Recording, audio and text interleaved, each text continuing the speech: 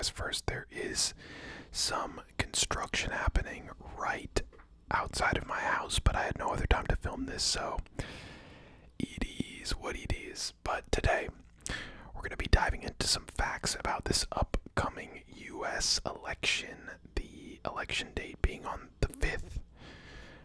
And then, it's sort of announced, the winner's sort of announced, like, late that day / day after, so I did one of these for 2020. If you're curious, go check it out. I am planning on giving these as objective facts, not subjective opinions. So if you are voting for one candidate or the other, I'm not trying to bring my own political opinion into this. I'm just trying to inform others of the election. And if you haven't voted yet, and you are over the age of 18 and a U.S. citizen, go vote. So, firstly, when is the election day? The election day is the 5th of November. Different states will obviously be voting at different times because there are multiple time zones, and some states like Washington State or Oregon or things like that will vote almost entirely by mail, so that process has already started, but the actual election day is the 5th of October, where people will be going to the polls to vote for the candidate they think will be the best for the President of the United States. So the candidates this year, the two main ones being Kamala Harris and Donald Trump. Kamala Harris is the current vice president under Joe Biden. She is also on the ballot with Minnesota Governor Tim Walz as the vice president, and for Donald Trump, obviously the former president from 2016 to 2020, and he'll be running this year with Senator J.D. Vance of Ohio. There are some other candidates. There is Chase Oliver, who's the Libertarian Party's candidate, Jill Stein from the Green Party, RFK, Robert F. Kennedy Jr., who's also on the ballot. But again, the vast majority of the U.S. will be voting for Harris or Trump. Now, there is popular sentiment, and this is not by everyone, but that these candidates are not the best candidates that could have been put forward. Despite the fact that many Republicans stopped supporting Trump after the Capitol on January 6th, following his loss in the 2020 election, the former president has emerged as a favorite for the GOP nomination. And it'll be the third straight election where he's the Republican candidate. And then obviously for Kamala Harris, the concern around Joe Biden's age and mental and physical state throughout his term as president from 2020 to 2024, I think had kind of put him in a position where he felt like he needed to step down, which, in my opinion, was probably for the best because, obviously you don't want someone who's the president of the United States representing your entire country in front of every other country in the world. You don't want someone like that not being fully there, mentally and physically, so Biden then endorsed Harris for the Democratic nominee.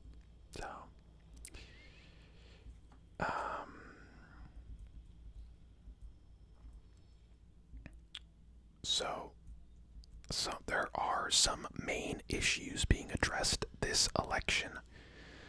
One issue on both sides is the cost of living in the United States. Prices spiked after the COVID-19 pandemic, and Trump has capitalized on a nostalgia people have for a time when the cost of groceries was lower. His plan to impose across-the-board tariffs on foreign goods may spike prices further, but he has an advantage over Harris on the economy, according to polling.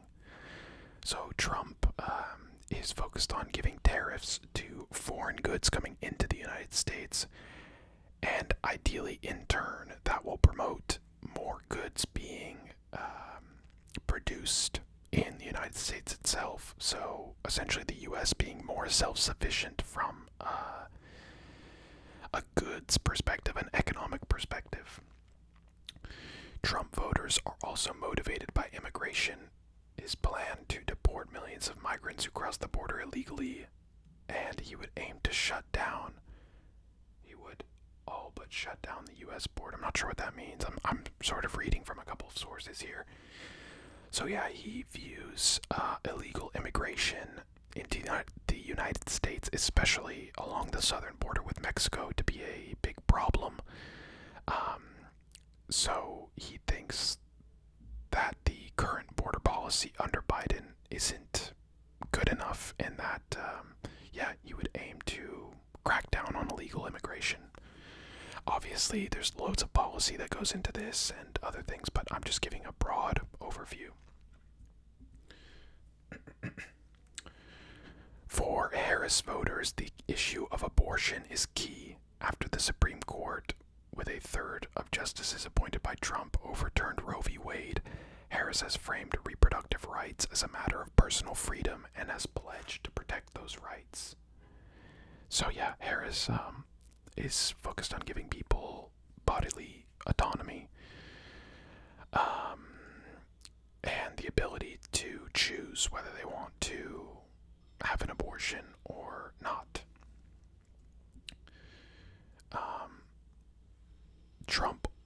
So there's also a key issue of democracy for Harris voters. Trump was accused by the Justice Department of election interference after he tried to overturn the 2020 election results.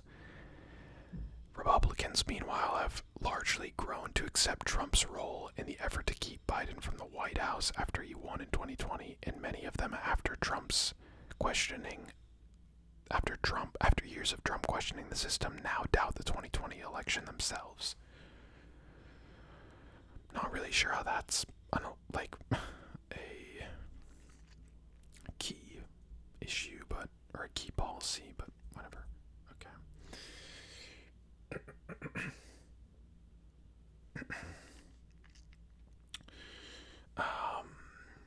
Let me do one final look to see if there's any other. Obviously, there's an infinite amount of issues, but so the main issues for Trump voters this time, or Trump supporters around this time, is the economy, foreign policy, violent crime, and immigration. Whereas the main topics for Harris voters this time around is healthcare, Supreme Court appointments, gun policy, abortion, and climate change.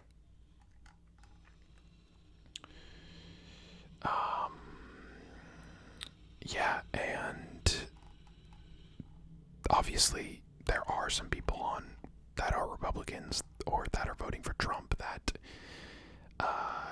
care about healthcare and Supreme Court appointments, and people voting for Harris that care about the economy and stuff. It's just what each subset of voters say is most important to them. And let me do one more look here.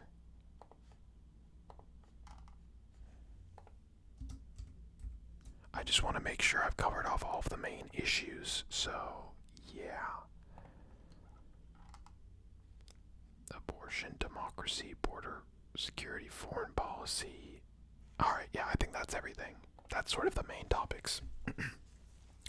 So, how does this president eventually get elected? They estimate that over 150 million people are likely to cast ballots for the office of president on or before Election Day, but it's 538 electors who will choose the president. When voters cast ballots, they are selecting a slate of electors tied to the candidate who wins the popular vote in each state. The electors will then cast votes for president, vice president in each state's capital on December 17th. That meeting is also known as the Electoral College. Now, I will weigh in here. I think that whole system is insanely outdated, but whatever. I think most people, whether they vote for Trump or Kamala or Republican or Democrat, will all agree that the Electoral College system it just seems so outdated. And then each state gets a different amount of Electoral College votes. So the smallest states in terms of population size being Alaska, Delaware, North Dakota, South Dakota, Vermont, and Washington all get 3 electoral votes, and that goes all the way up to California getting 54. Now for the swing states or the battleground states. First we have the 3 Midwestern battlegrounds, aka the Blue Wall. These are the manufacturing and union-heavy states of Pennsylvania, Michigan, and Wisconsin. They used to be more reliably Democratic, but recently have shifted as their populations have changed, as Trump has appealed to voters without a college degree. So when Trump won in 2016, he won all 3 of those states. When Biden won in 2020, he won all 3 of those states. So at the moment, polls are suggesting a close race in all 3. So yeah, they tend to all vote. Those 3 states tend to all vote for the same candidate, whether obviously be Trump in 2016 or Biden in 2020.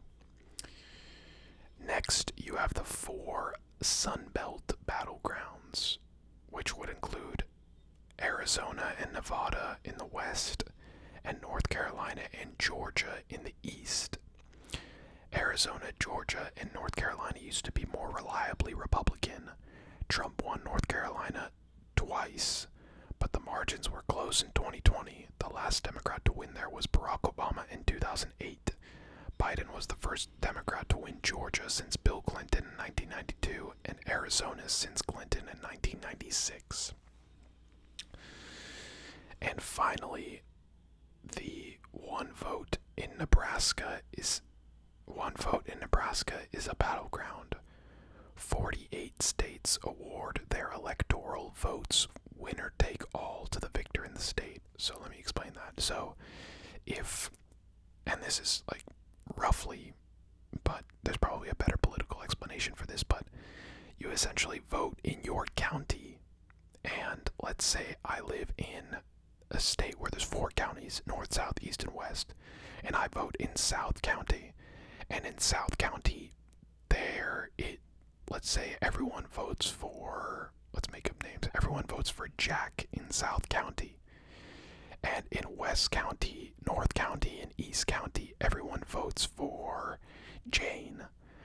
Then that entire state will go to Jane, and that's what it is for 48 states in the U.S.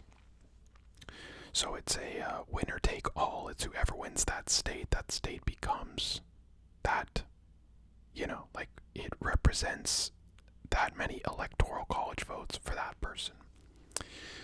So the only 2 states to do it differently are Nebraska and Maine, where they award votes by congressional district. So in that case, instead of the whole state supporting Jane, it would be 1 vote for Jack, which would be in South County, and then 3 votes for Jane, which would be in West County, North County, and East County. That's my quick explanation. the state of Nebraska is safe Trump territory, but the congressional district around Omaha is a battleground.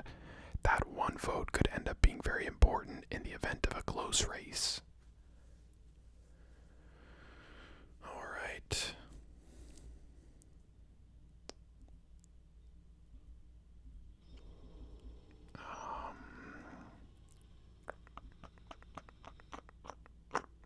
Just trying to think if there's any other key things. Okay, last thing we'll cover. What if there's a tie? The total amount of electoral votes is 538 and is an even number, which means a tie is conceivable. It's happened once before in 1800, although the rules were a bit different then. If no candidate reaches the 270 votes needed to win the election, the new Congress would pick the president and the Senate would pick the vice president in what's known as a contingent election. Each of the 50 states would get one vote. Republicans currently control more House delegations. Even if they lose the overall House majority in November, Republicans would still probably control more than half of the congressional delegations. Delegations in which there's an even split between Republicans and Democrats wouldn't count. So a tie would likely mean that Trump would be elected, just not by the traditional way. So yeah, that is the 2024 US election. It will be happening again November 5th. If you haven't had the chance to vote, or you haven't, I don't know, it's not really been on your mind, make sure you go out on the 5th and vote. Check where to vote in your area. I think registrations to vote for a lot of states are closed, but look it up. Maybe it's still open in your state. And yeah, I was gonna say one more thing, just be kind and respectful to people are voting for. Everyone votes for different reasons, and I think if there's one thing I can say how the US has changed in the past 15 years is that everything feels more and more polarizing and everyone feels more and more extreme. So, be kind to others, and let's, all go out and support the candidates and causes that we believe in. So yeah, hopefully YouTube doesn't destroy this video because I'm talking about politics, but whatever. Anyways, don't forget to like, comment, and of course subscribe to this channel. Feel free to let me know down below what sort of videos I should do next, and I will catch you guys next time. Peace.